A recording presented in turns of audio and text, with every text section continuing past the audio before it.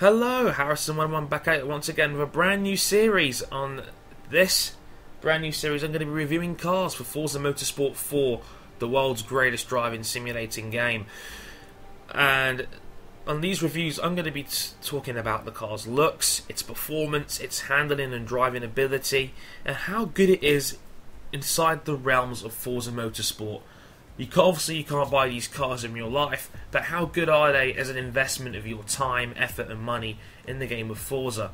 For my first big supercar review, I'm heading to Lamborghini, and only its fifth headlining V12 car and its replacement to its longtime friend the Lamborghini Murcielago.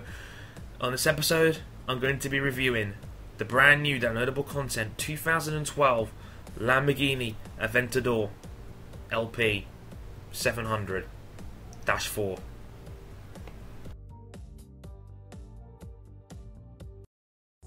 Honestly, no matter which angle you look at this car, it's gorgeous. It's like they've made it a hybrid of the Murcielago, the previous big Lamborghini V12, and the concept Aventon, which was never really put into mass production. Only 21 of them were made, and like I said, from every angle it looks like a stealth bomber. I mean, the colour options are gorgeous as well. All of them just come off really nicely on the car, whether it's the white, the orange. I really like the matte options as well in the like the matte black like you get with the Aventon in the game. There's a matte brown as well. But overall, this car is gorgeous. Classic Lamborghini style, no style for style's sake, no nonsense, just gorgeous designs. It looks like something that could take off at any moment. 9 out of 10.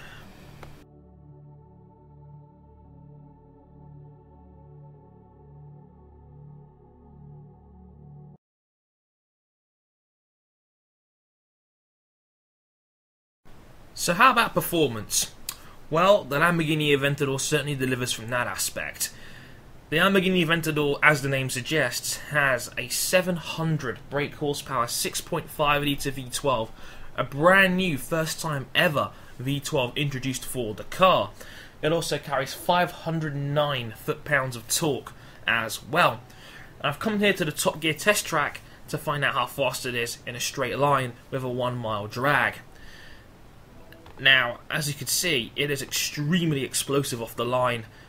When I tested it with standard road tyres, it did 0 to 60 in 2.9 seconds, 0 to 100 in 6.8.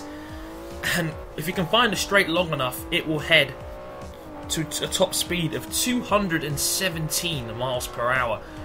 On this drag strip, which was 1 mile long, it went to 186 miles an hour, 300 kilometers per hour, and did the full drag mile in 26.6 seconds. So, the car is extremely powerful in a straight line.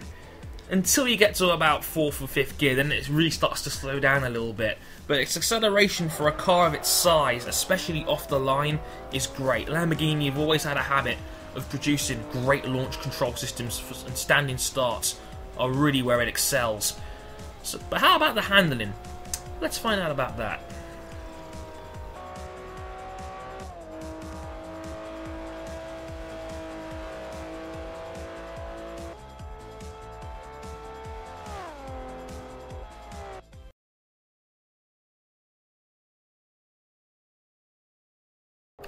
For my handling test, I've come to the Pyrenees Alps test track in Switzerland.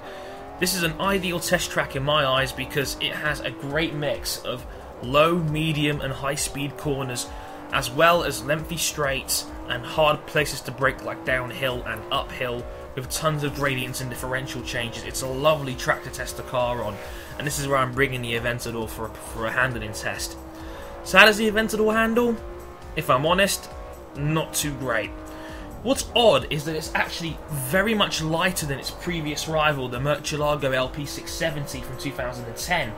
It's actually about 400 pounds lighter, about 180 kilos, or as the Americans call lunch.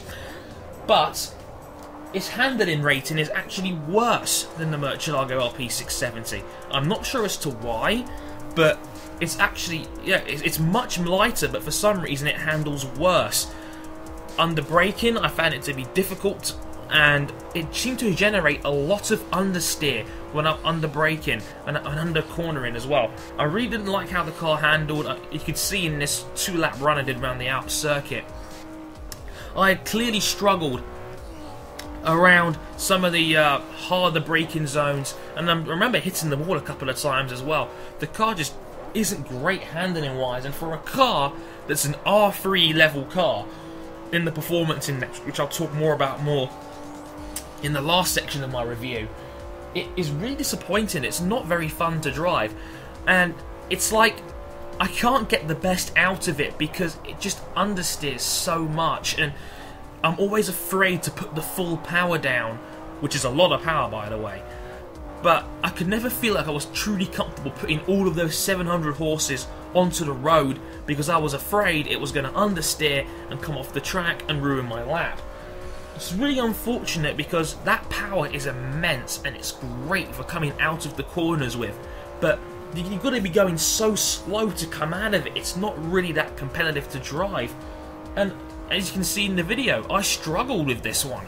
I really wasn't comfortable driving it, and I didn't feel like I could push it very hard purely for that reason of the handling isn't great, and it was disappointing. I mean, it's like they should have gone forwards with this car. Lamborghini themselves claimed they put more effort into handling with this car, yet I can't see it. Maybe it's got too much power, but for some reason it's like they've gone 1 step forwards and 2 steps backwards with the Aventador compared to the 2010 Petrolhead LP700 from 2010.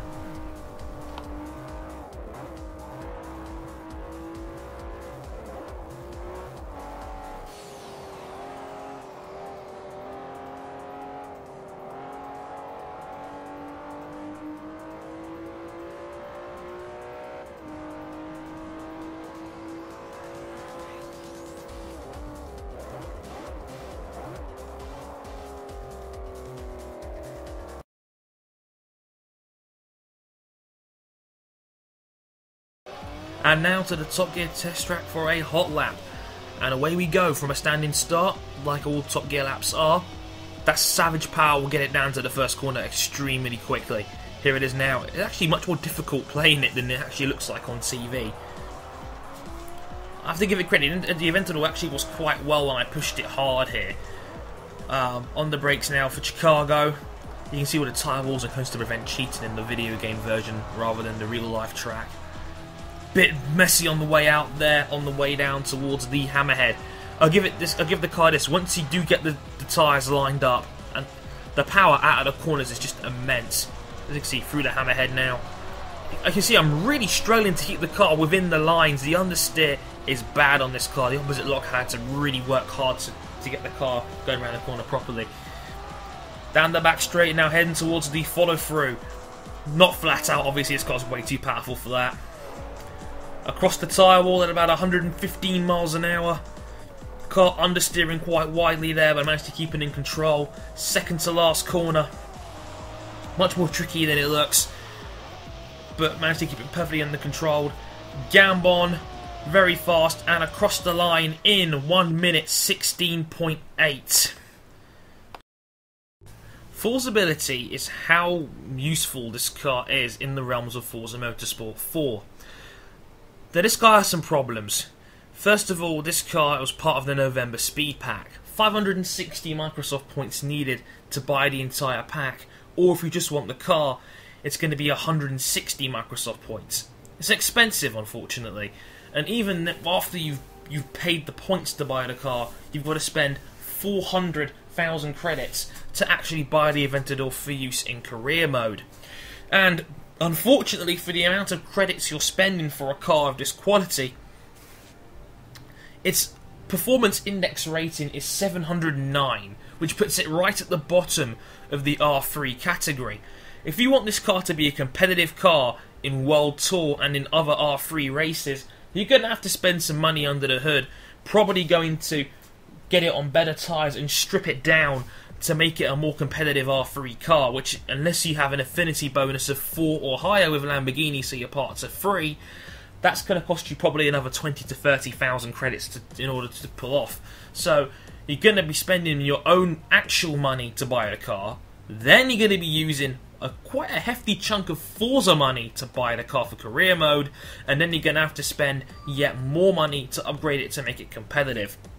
So as you can see, it's not a great Forza car, and for value for money, it's not really that great in comparison to other R3 cars like the Gumpert Apollo or the Pagani's on the Sync, or even its relative rival and very similar Lamborghini Gallardo LP700. That's also an R3 car.